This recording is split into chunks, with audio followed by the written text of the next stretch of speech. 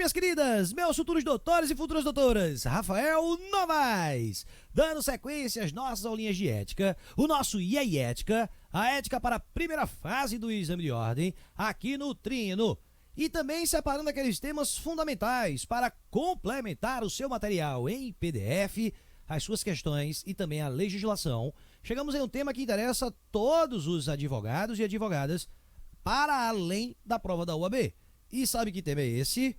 Olha aí para a tela, honorários advocatícios. Vejam a felicidade desse advogado jogando para o ar. Se isso fosse no Brasil, seria então R$ 1.500 em notas de R$12. Misericórdia, Rafael. Brincadeiras à parte, gente, é um tema muito bom para cair em provas do exame de ordem, isto porque você vai encontrar disciplinas sobre honorários prevista tanto no Estatuto, entre os artigos 22 ao 26, mas também no Código de Ética e Disciplina, entre os artigos 48 e o artigo 54. E eu já começo então lhe perguntando uma coisa. Você sabe quais as modalidades de honorários previstas no Estatuto da Advocacia? Não sabe quais? Vamos então a elas na tela.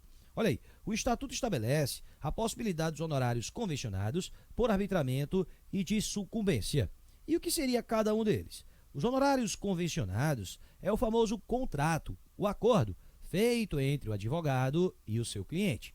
Cuidado, não confunda, não tem nada a ver com a outra parte, tem a ver com o seu próprio cliente, aquele contrato que você estabelece, recebendo então valor ou um percentual dentro daquela causa. Até sobre essa questão do percentual eu vou te dar um IEI Ética, um bizu muito bom para a prova daqui a pouco. Mas por enquanto eu quero que você entenda, o convencionado é o acordo conchavo, o contrato feito entre você e o seu cliente. E o que seriam então os honorários de sucumbência? Estes sim, são aqueles devidos pela parte vencida, a parte que perdeu a ação, autor ou réu. Perdeu a ação, vai ter que pagar para o outro advogado honorários sucumbenciais. Cuidado, porque os honorários contratuais não excluem os sucumbenciais e nem vice-versa. Difícil é você convencer isso ao seu cliente. Isto porque, muitas vezes, você pode estabelecer com o cliente 10% do que você ganhar é o meu honorário contratual. Aí o cliente viu a sentença, ele ganhou, e lá ele vê, opa, o juiz deu 15% ali de honorários, então não devo mais nada, ele já recebeu 10, já recebeu 15, então não devo mais nada. Deve sim. Difícil é provar, ou melhor, difícil é convencer o cliente, mas é um direito sim que assiste o advogado, além dos honorários contratuais, os honorários sucumbenciais. Mas existe uma terceira modalidade, os honorários por arbitramento. Rafael, o que seriam os honorários por arbitramento?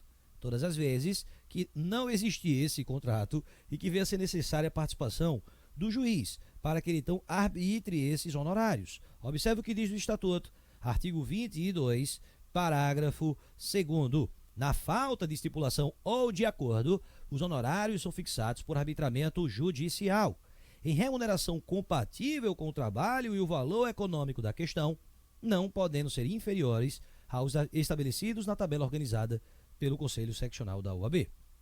Parágrafo rico de informações. Primeiro, porque esses honorários, os honorários por arbitramento, serão arbitrados pelo juiz, mas o juiz não pode ser arbitrário, ele não pode tirar um valor da cabeça dele. Pelo menos para fins da UAB, não. Ele vai ter que seguir a tabela. Que tabela é essa? É uma tabela nacional? Uma tabela unificada? Não. É a tabela do respectivo Conselho Seccional. Isto porque, gente, talvez a tabela de Pernambuco venha a ser diferente da Paraíba, que venha a ser diferente de São Paulo, do Rio de Janeiro, do Distrito Federal, até porque nós sabemos que a realidade de cada estado é diferente, pela quantidade de advogados, o padrão de vida para se viver naquela localidade, enfim. Então esse juiz ele deve tomar como referência aquela tabela realizada pelo respectivo Conselho Seccional. Eu sei que recentemente o TRF da primeira região ou terceira região acabou estabelecendo que essa tabela seria apenas um parâmetro, que o juiz poderia colocar abaixo dela. Mas você acha, em sã consciência, que a OAB gostou dessa posição do judiciário? Claro que não. E você não está fazendo prova, pelo menos agora, para ser juiz. Você está fazendo prova para a OAB, uma prova feita por advogados para advogados, caramba. E o Estatuto diz então que ele deve seguir a tabela confeccionada pelo respectivo Conselho Seccional da UAB. Aliás, lá no Código de Ética, dentre os artigos que eu já mencionei, você vai encontrar um combate enérgico da UAB contra o sucateamento da advocacia, ou seja, o aviltamento. Advogados que aceitam trabalhar com o valor abaixo da tabela. Você não está prejudicando apenas a si, mas a toda a classe, tendo em vista que acaba havendo um grande desrespeito. Por isso a minha crítica social. Por isso quando eu fico aqui falando R$ 1.500, exatamente para que vocês não se vendam por pouco. Lutaram pra caramba, como nesse momento que estão estudando para a prova da OAB. Se valoriza a criatura. E, portanto, não aceite receber abaixo da tabela, não. Você pode receber acima dela? Pode. Mas abaixo da tabela, não fácil não. Que é você não se valorizar.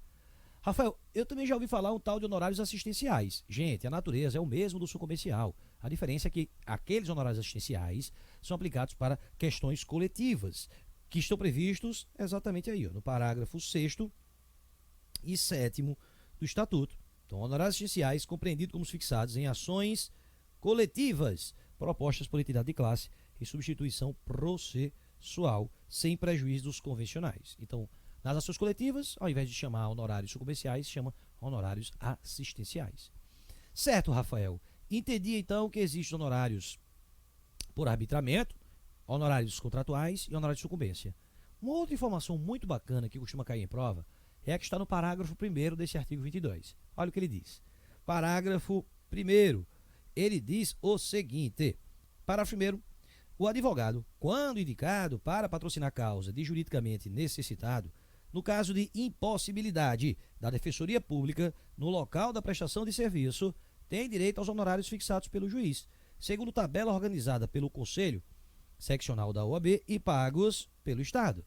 Imagina que você já resolveu tudo que tinha que resolver no fórum.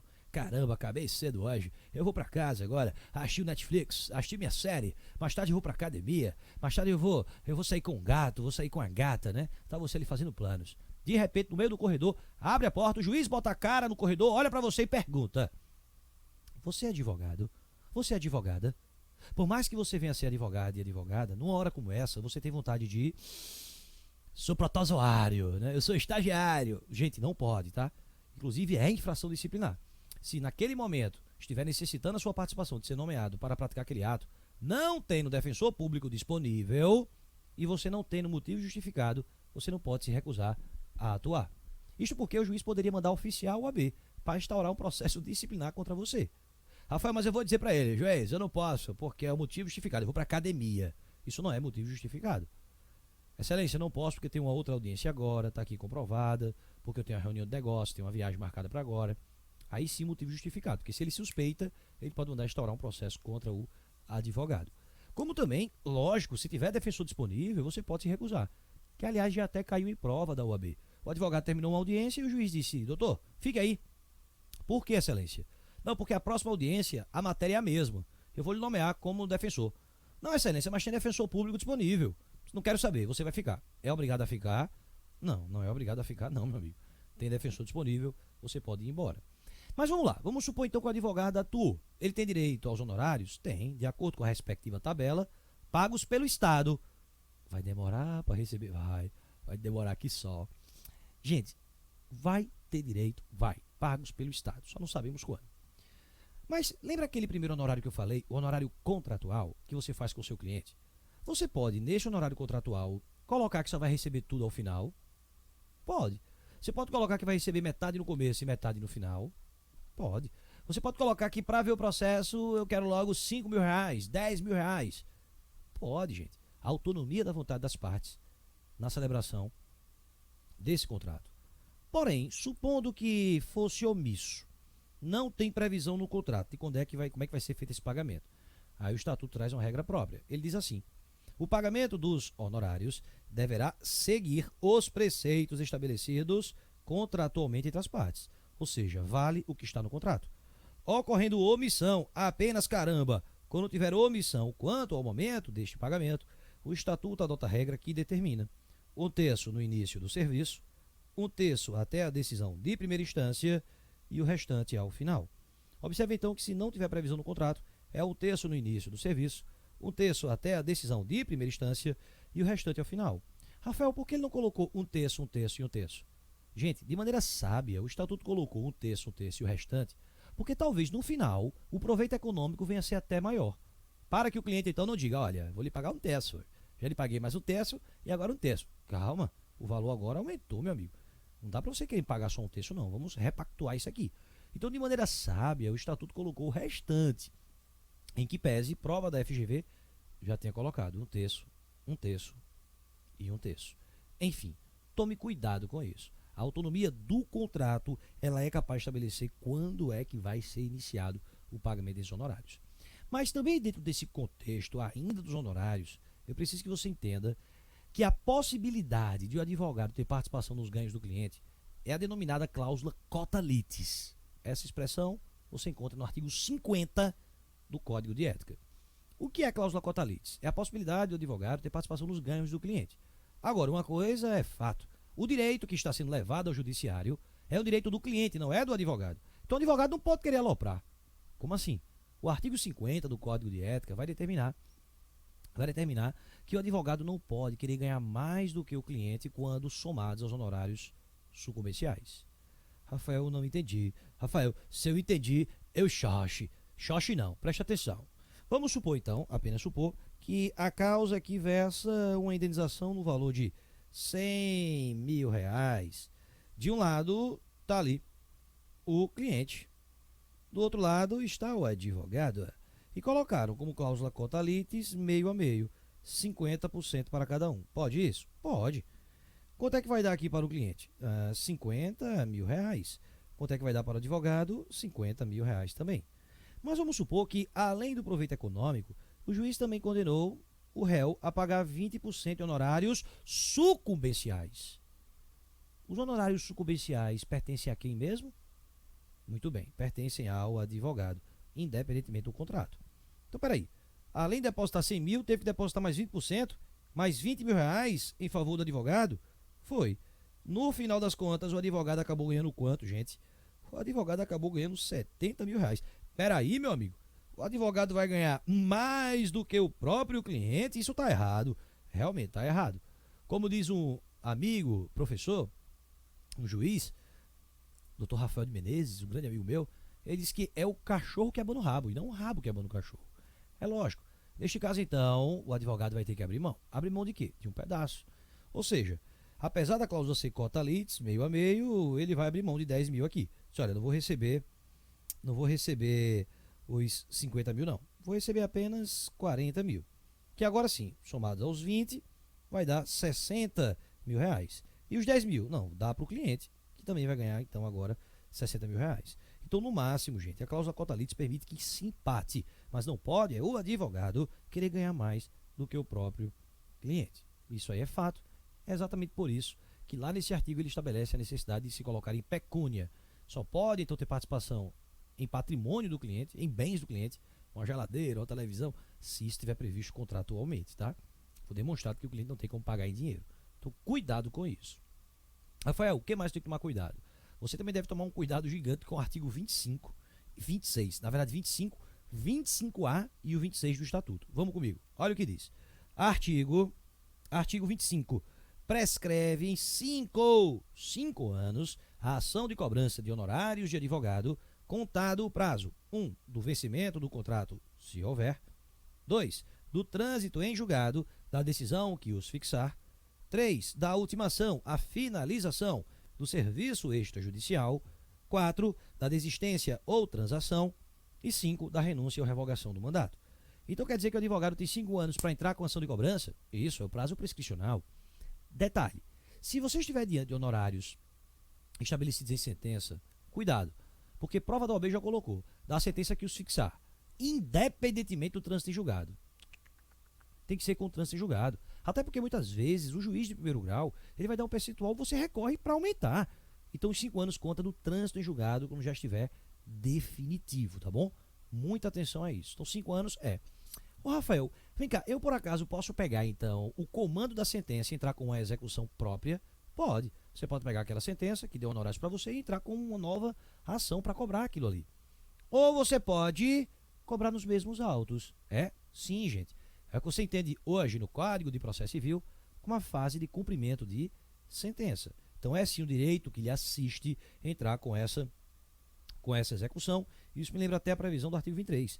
Os honorários incluídos na condenação por arbitramento ou sucumbência pertencem ao advogado, tendo este direito autônomo para executar a sentença nesta parte, podendo requerer que o precatório, quando necessário, seja expedido em seu valor, né, em seu favor, perdão. Então, muito cuidado com isso. Artigo 24 vai dizer que a decisão judicial que fixar ou arbitrar honorários e o contrato escrito que os estipular são títulos executivos e constitui crédito privilegiado na falência, concordata, concurso de credores, insolvência civil e liquidação extrajudicial. Isto porque, gente, natureza alimentar do advogado, né? O parágrafo 2º, o primeiro, vai falar que a execução pode ser promovida nos mesmos autos, como eu já falei, em que tenha atuado o advogado, se assim lhe convier. E o segundo diz que se ele morrer ou tornar incapaz, os honorários de sucumbência proporcionais ao trabalho realizado são recebidos por seus sucessores ou representantes legais. O acordo feito com o cliente, o advogado e a parte contrária, salvo se o profissional aquecer, né, salvo a aquiescência, não lhe prejudica os honorários, quer os convencionados, quer os concedidos por sentença. As partes fizeram um acordo. Isso lhe retira direito aos honorários? Não. A não ser que você aceite. Olha, eu também quero entrar no acordo aí. Mas, como eu havia dito, também é importante o artigo 25A e o 26. Olha o que diz o artigo 25A. Artigo 25A. Prescreve em 5 anos. De novo, é só de 5 anos? Sim. A ação de prestação de contas pelas quantias recebidas pelo advogado de seu cliente ou de terceiro por conta dela. Observe que ele colocou aí, artigo 34, inciso 21. Deixa eu te explicar isso. Isso é muito importante para a prova. Prestar contas é um papel básico do advogado. O advogado tem que prestar contas todas as vezes que seu cliente pede essa prestação de contas. Advogado que não presta contas acaba prejudicando toda a classe, que acaba saindo com aquele estigma de ladrão, de safado, de que ficou com o dinheiro que não era dele, com o dinheiro que era da parte. Então, prevendo essa possibilidade, a OAB determina como fundamental o advogado prestar contas quando o cliente assim exige, e isso cai muito em prova de primeira fase da OAB. Se o advogado não presta contas, apure bem os ouvidos. Se o advogado não presta contas, ele vai ser suspenso. E ele vai ser suspenso por quanto tempo? Até prestar contas. Então, muito cuidado com isso. A prestação de contas é fundamental. Senão o advogado pode ficar suspenso. Geralmente a suspensão do advogado, ela dura 30 dias a 12 meses. Mas nesse caso, a prestação de contas, ela pode ultrapassar 12 meses. Vai ficar suspenso até prestar contas. E o cliente, ele pode entrar com ação de prestação de contas contra o advogado? Pode sim. Qual o prazo? 5 anos. Ele pode entrar com ação de prestação de contas. Combinado? E o último artigo aqui do Estatuto importante, ele vai dizer assim, artigo 26, ele traz a ideia de que o advogado subestabelecido com reserva de poderes não pode cobrar honorários sem a intervenção daquele que lhe conferiu o subestabelecimento. Se eu não te explicar o que é o subestabelecimento, você não vai entender. Então, por isso, eu vou aqui pegar uma tela em branco para te mostrar, até por uma questão de coincidência mesmo, que também tem previsão no artigo 26, só que agora do Código de Ética. Preste atenção. O que eu vou aqui comentar é a previsão do artigo 26 do Código de Ética. Geralmente eu coloco NCED, gente, para que você faça referência ao novo Código de Ética. Deixa eu explicar isso. Por que novo Código de Ética? É uma resolução número 02 de 2015. Rafael, 2015 para cá, Rafael, não é mais novo não, já faz tempo, eu sei. Porém, se você colocar no Google Código de Ética, corre o risco de abrir o Código de Ética de 1995 e você acabar estudando pelo código errado. Então, cuidado. Quando eu insisto em NCED, é para que você entenda que é novo Código de Ética e Disciplina. Rafael, onde é que eu vou encontrar então? Simples. Coloque no Google site Conselho Federal OAB. E lá, quando você entrar no site do Conselho Federal, vai ter uma abinha normas e lá você vai encontrar o Código de Ética, o atual e até o antigo. É para ajudar pelo atual, tá? E lá no artigo 26 ele vai falar exatamente sobre essa disciplina do subestabelecimento. Como é que funciona isso? Simples, vem comigo. Um cliente, então, chama o advogado A, para atuar no processo. Olha, você é meu advogado, vou lhe dar uma procuração para que você atue aí no meu nome, litigando aí pelos meus direitos, me defendendo. Com o passar do tempo, A percebe que não vai conseguir atuar naquele processo. Ou pelo menos não vai conseguir atuar sozinho. O que é que ele pode fazer? Subestabelecer. Com ou sem reserva de poderes. Como assim? Ele pode subestabelecer com reserva de poderes, ou pode subestabelecer sem reserva de poderes. Qual é a diferença? Gente, quando ele subestabelece com reserva de poderes, é porque ele vai permanecer na causa, mas vai chamar um outro advogado para atuar juntamente com ele, um advogado B. Esse ato, inclusive, não depende da concordância do cliente. Depende não? Não. É direito do advogado A chamar outro para atuar com ele. Até porque, se o cliente tiver alguma dúvida, o cliente sabe onde localizar o advogado dele. O advogado A continua no processo. Eu quero saber informações sobre o meu processo. Então, por isso que é um direito de A chamar quem ele queira para atuar com ele. Não precisa da concordância do cliente. Por outro lado, no subestabelecimento sem reserva de poderes, ele vai sair do processo e vai entregar toda a causa para o novo advogado. A não vai mais atuar naquele processo. Neste caso, A vai precisar sim comunicar o cliente quanto a isso. Até porque se o cliente for procurá-lo, procurar informações, vai ter que procurar agora um novo profissional. Para você nunca mais esquecer, lembra? Subestabelecimento com reserva de poderes é porque o advogado vai continuar. Subestabelecimento sem reserva de poderes é porque o advogado vai sair. Esse professor é doido. Eu sou doido mesmo, né? Esse professor é um idiota. É um idiota completo. Mas é um idiota completo que quer que você seja aprovado. Então toma cuidado, tá? Subestabelecimento com reserva, ele vai continuar na causa. Subestabelecimento sem reserva, ele vai sair. Muita atenção a isso. Rafael, e o que é que isso tem a ver com o estatuto? É porque você acabou de ver comigo o artigo 26, que fala sobre honorários. 26 do estatuto agora. Olha o que ele diz, vamos ler de novo. Artigo 26. O advogado subestabelecido com reserva de poderes não pode cobrar honorários sem a intervenção daquele que lhe conferiu o subestabelecimento. Rafael, não entendi não. Vamos voltar para o nosso desenho então, que você vai entender. Ó, o foco está aqui, gente. O foco está no primeiro caso. Primeiro caso aí colocado para vocês. Subestabelecimento com reserva. Vamos lá. Quem é que está atuando no processo agora? Quem está atuando? A e B. O processo tramitou, o cliente venceu, feliz da vida, poxa, ganhamos a ação.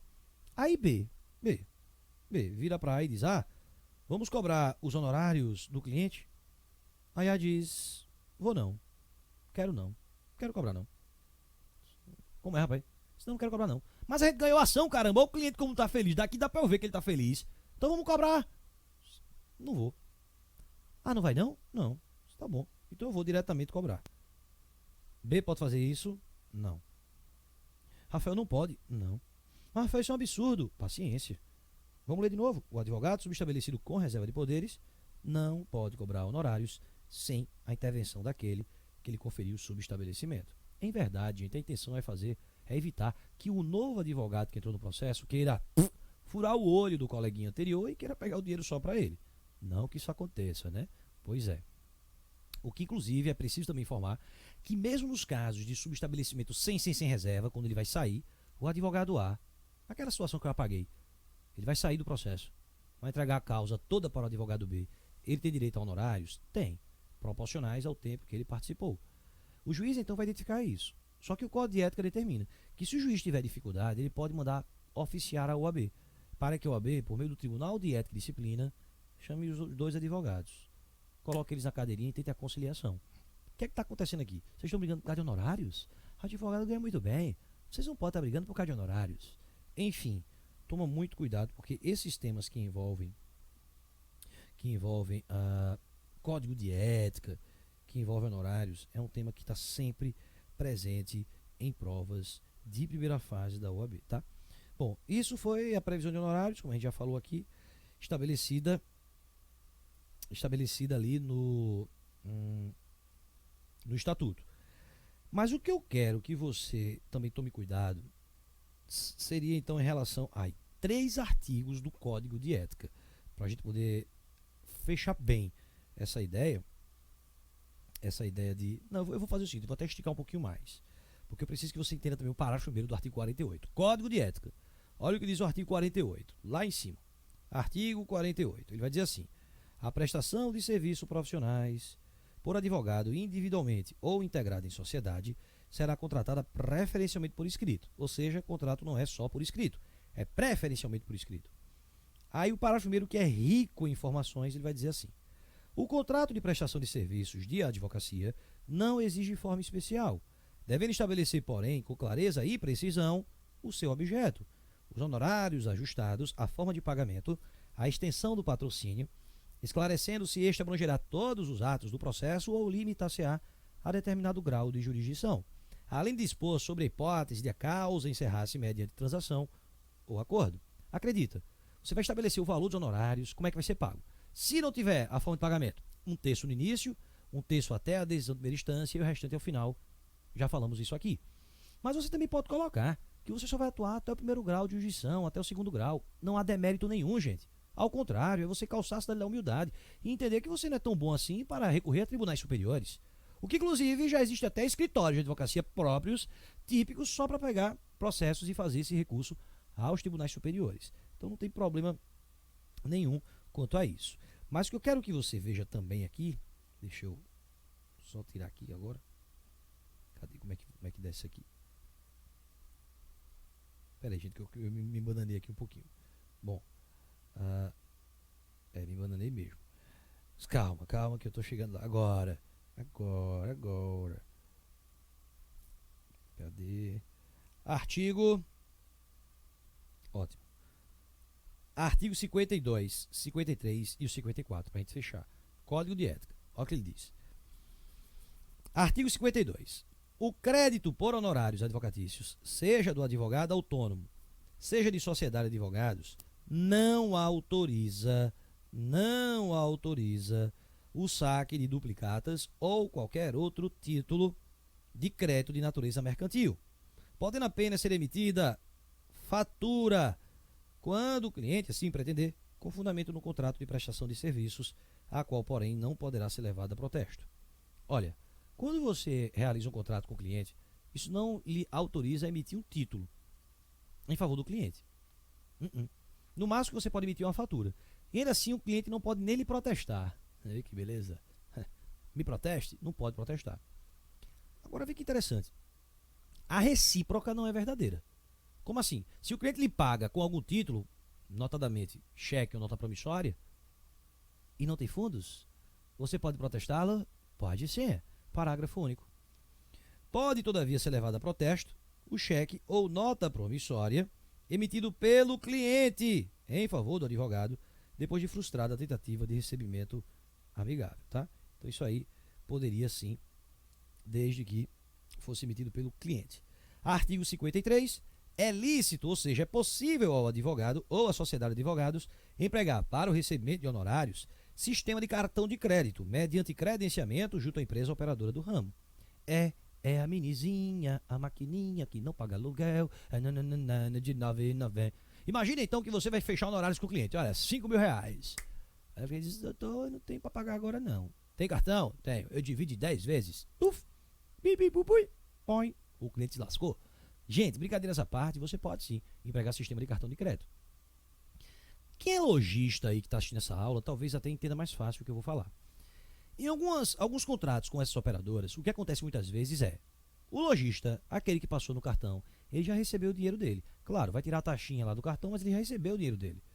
Recebeu toda a vista. O cliente agora está devendo a quem? Ao banco, à instituição financeira. Imagina então que aquele advogado passou o cartão e depois abandonou a causa. Depois pediu para sair. Parece justo que o cliente continue pagando tudo aquilo. Poxa, e agora? Bom, ele vai ter que devolver. Devolver o proporcional do que não trabalhou. É o que tenta nos informar o parágrafo único desse artigo. Quando ele diz assim, eventuais ajustes com a empresa operadora que implique pagamento antecipado não afetarão a responsabilidade do advogado perante o cliente em caso de rescisão do contrato de prestação de serviço, devendo ser observadas as disposições deste, ou seja, do contrato, quanto à hipótese. Então, o fato de já ter recebido tudo, isso não vai tirar sua responsabilidade como advogado, não. Continua assim respondendo de acordo com o contrato. Vamos supor então que você atuou, trabalhou em função do cliente e agora você está querendo seus honorários. O cliente não quer pagar. Você vai entrar com ação contra o cliente, não vai? Vai. Prazo prescricional, 5 anos. Falamos sobre isso. Você pode continuar representando o cliente, advogado dele? É claro que não, né, gente? É o último artigo para a gente fechar. Artigo 54. Havendo necessidade de promover arbitramento ou cobrança judicial de honorários, deve o advogado renunciar previamente o mandato que recebera do cliente em débito, até por uma questão de ética. Já que você vai estar, então, cobrando do cliente, você não poderia estar, então, ainda permanecer realizando a representação dele. Bom, essas são as linhas gerais quanto a honorários. Evidentemente que existe outra série de informações que vocês vão ter acesso no nosso material exclusivo. No próximo bloco, vamos falar sobre o tema da incompatibilidade e impedimento, muito bacana. Aguardo todos vocês. Até já já.